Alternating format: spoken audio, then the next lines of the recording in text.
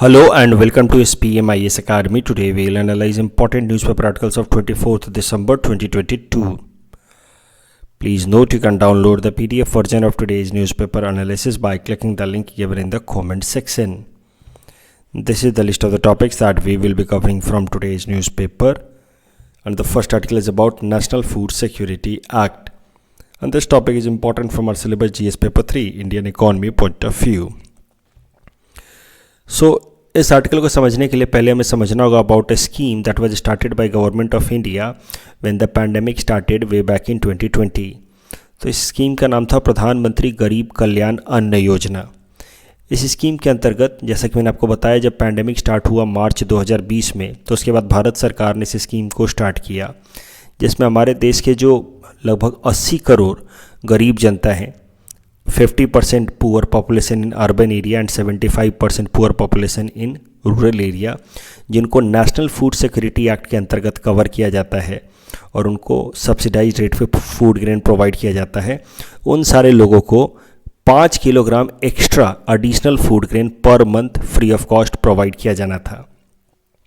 तो ध्यान रहे, ये जो नेशनल फूड सिक्योरिटी एक्ट है that was implemented in 2013 itself as per the national food security act of 2013, और जिसकी मदद से 2 कैटेगरी के लोगों को सब्सिडाइज रेट पे फूड ग्रेन प्रोवाइड कराया जा रहा था.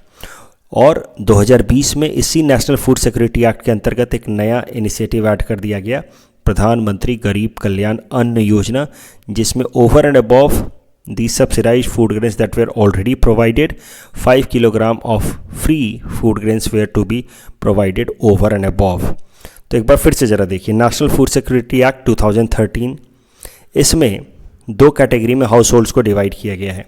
तो पहला कैटेगरी है प्रायोरिटी हाउस होल्ड. इसमें जो बेनिफिशियरीज हैं वो हैं bottom 75% rural population and bottom 50% of urban population.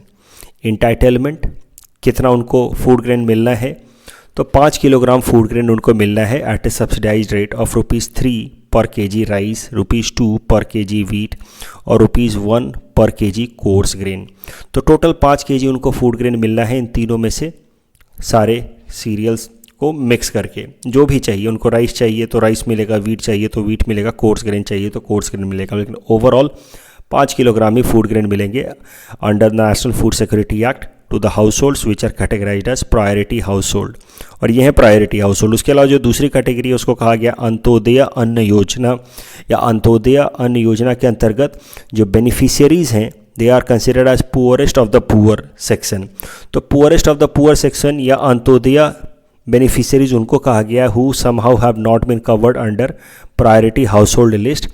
These households are entitled to have 35 kilograms of food grain per household per month. तो यह है नेशनल फूड सिक्योरिटी एक्ट, पहले से चल रहा था 2013 से ही. पैंडेमिक के साथ ही भारत सरकार ने इसमें ऐड कर दिया प्रधानमंत्री गरीब कल्याण अन्न योजना, जिसमें 5 किलोग्राम food grain free of cost provide किया जाना था per month to these households over and above that these households were getting already under the National Food Security Act. अब करंट न्यूज़ ये है कि भारत सरकार ने थोड़े से बदलाव लाए हैं नेशनल फूड सिक्योरिटी एक्ट में. पहला बदलाव ये है कि प्रधानमंत्री गरीब कल्याण अन्न योजना जो ऐड किया गया था ड्यूरिंग द पैंडेमिक टाइम, उसको डिसकंटिन्यू कर दिया गया है. लेकिन दूसरा इंपॉर्टेंट बदलाव ये है कि जो कोर सीरियल्स प्रोवाइड किए जा रहे थे, या फिर बाकी जो सीरियल्स जैसे कि राइस या वीट प्रोवाइड किए जा रहे थे at the subsidised rate of ₹3 per KG rice, 2 पर केजी वीट या ₹1 पर केजी कोर सीरियल, इनको पूरी तरह से अब फ्री ऑफ कॉस्ट प्रोवाइड किया जाएगा आने वाले 1 साल के लिए. 1 जनवरी से लेकर के 31 दिसंबर 2023 तक ये जो सीरियल्स हैं, राइस, वीट या कोर्स ग्रेन, इनको पूरी तरह से फ्री ऑफ कॉस्ट प्रोवाइड किया जाएगा. इस टॉपिक के बेसिस पे ये प्रीलिम्स प्रैक्टिस क्वेश्चन हमने आपको दे रखा है. Please attempt this question and you can submit the answer in the comment section. The next article is about Kavach technology by Indian railway and this topic is important from our syllabus GS paper 3 infrastructure point of view. सबसे पहले समझते हैं क्या है कवच system. तो देखिए, Indian railway द्वारा डेवलप किया गया सिस्टम है। इसका टेक्निकल नाम तो है ट्रेन कोलिजन अवॉइडेंस सिस्टम। नाम से ही आप समझ रहे होंगे कि दो ट्रेन के बीच में आपस में कोलिजन ना हो, उसको अवॉइड करने के लिए कवच सिस्टम डेवलप किया गया है। लेकिन इसका आप कह सकते हैं निक नेम है कवच या आर्मर। तो इसमें ऑटोमेटिक ब्रेक सिस्टम लगे हैं, यानी कि in case the drivers fail to put brake, हो सकता है कुछ भी कारण हो, हेल्थ कंडीशंस हो, ड्राइवर से कुछ ह्यूमन एरर हो, जिस कारण से ड्राइवर्स जो है अगर वो ब्रेक लगाना में सक्सेसफुल नहीं रहते हैं, उस केस में the automatic brakes will trigger in. कैसे ऑटोमेटिक ब्रेक ट्रिगर होगा तो वो भी ज़रा समझिए। सैटेलाइट्स की मदद से हर ट्रेन को ट्रैक किया जाएगा, और अगर दो ट्रेन एक ही ट्रैक पे एक दूसरे के तरफ आ रहे हों और अगर वो एक सर्टेन डिस्टेंस से ज़्यादा नज़दीक आ जाएं, उस केस में ये सैटेलाइट्स की मदद से इन दोनों ट्रेन के अंदर ऑटोमेटिक ब्रेक सिस्टम को अप्लाई कर दिया जाएगा, which is the main provision under कवच सिस्टम। और जैसे ही ऑटोमेटिक ब्रेक अप्लाई होगा दोनों ही ट्रेनों में अंडर कवच सिस्टम, ये फिर ट्रेनें रुक जाएंगी और फिर ये कोलिजन से अवॉइडेंस हो जाएगा। So this is how this Kavach system will act as an additional preventive method in order to avoid any kind of collision amongst the trains. देखिए, इस आर्टिकल को कवर करने के पीछे मेन ऑब्जेक्टिव था कवच सिस्टम बताना। तो कभी भी मान लीजिए कि रेलवे और उसकी सेफ्टी पे सवाल आ जाए इंफ्रास्ट्रक्चर सेगमेंट में, तो आप उसमें कवच सिस्टम को मेंशन कर सकते हैं। न्यूज़ बस यही था जो इम्पोर्टेंट नहीं है एग्जाम पॉइंट ऑफ व्यू से, कि हाल फिलहाल में Indian railway has made a provision of ₹272 crore for Kavach system in the financial year 2022-23. No need to muck up this data. The next article is about Griha rating, and this topic is important from our syllabus GS paper 3 environment point of view. देखिए, ग्रीहा rating होता क्या है। कोई भी already जो एक building construct की जा चुकी है, उस बिल्डिंग को रेटिंग दी जाती है on the basis of energy efficiency, कि इस बिल्डिंग में एनर्जी सेव करने के लिए कितने मेजर्स लगाए गए हैं। तो जैसे आप आजकल देखते हैं अलग अलग इलेक्ट्रिकल अप्लायंसेस में 1 स्टार, 2 स्टार, 3 स्टार, वैसे ही अब बिल्डिंग्स को भी रेटिंग दी जाती है। उस रेटिंग को नाम दिया गया है ग्रीहा रेटिंग। वो बिल्डिंग्स की रेटिंग होती है 1 स्टार, 2 स्टार से लेकर के 5 स्टार तक। तो ये जो ग्रीहा रेटिंग है that has been started by the energy resource institute of India along with ministry of new and renewable energy. Objective obvious है, to design green buildings and increase their energy efficiency, ताकि buildings का energy conservation ज़्यादा से ज़्यादा हो सके। अभी current news इससे रिलेटेड है, अगेन वो इम्पॉर्टेंट नहीं है। आई कवर्ड दिस आर्टिकल ताकि मैं आपको ग्रीहा रेटिंग के बारे में बता सकूं।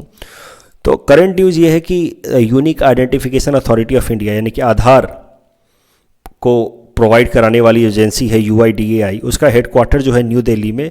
इट हैज़ वन प्रेस्टिजियस ग्रीहा exemplary performance award 2022। PT perspective से याद कर लीजिएगा, बट मेंस में आपको कहीं आप पासिंग रेफरेंस में लिख सकते हैं कि एनर्जी एफिशिएंसी को प्रमोट करने के लिए ग्रीहा रेटिंग का कॉन्सेप्ट लाया गया है। किन किन एरियाज़ पे फोकस किया जाता है ग्रीहा रेटिंग में? Energy efficiency and renewable energy का कितना इस्तेमाल किया जा रहा है, water efficiency, materials and resources, health and wellbeing, solid waste management, sustainable site planning, इन सब पे ध्यान दिया जाता है इन ग्रीहा रेटिंग। इस टॉपिक के बेसिस पे ये प्रीलिम्स प्रैक्टिस क्वेश्चन हमने आपको दे रखा है। Please attempt this question and you can submit the answer in the comment section. The next article is about farm to fork policy या philosophy. This topic is important from our syllabus GS paper 3 economy point of view from agriculture segment. देखिए, यहाँ पे जो हम cover करने जा रहे हैं ये डायरेक्टली मेंस में आएगा नहीं, लेकिन आप इसको एक केस स्टडी की तरह मेंशन कर सकते हैं टू प्रूव कि how the private companies can play their role in promoting sustainable agriculture. तो ये न्यूज़ जो है it is related with Shreshth natural bio product limited. आपको इस कंपनी का नाम याद रखना होगा। ये कंपनी क्या करती है, फार्मर्स के साथ सीधा सीधा कॉन्ट्रैक्ट कर लेती है और उनको इनकरेज करती है केमिकल फ्री प्रोडक्ट्स ग्रो करने के लिए। ये कंपनी उनको कांस्टेंट सपोर्ट प्रोवाइड करती है, उनको ऑर्गेनिक फार्मिंग के लिए इनकरेज करती है, ट्रेन करती है, और जब ऑर्गेनिक क्रॉप्स प्रोड्यूस होते हैं तो उसको वो प्री डिटरमाइंड रेट पे ख़रीद भी लेती है। और जिस ब्रांड के नाम से ये कंपनी इन प्रोडक्ट्स को, ऑर्गेनिक प्रोडक्ट्स को बेचती है, उस ब्रांड का नाम है 24 मंत्रा।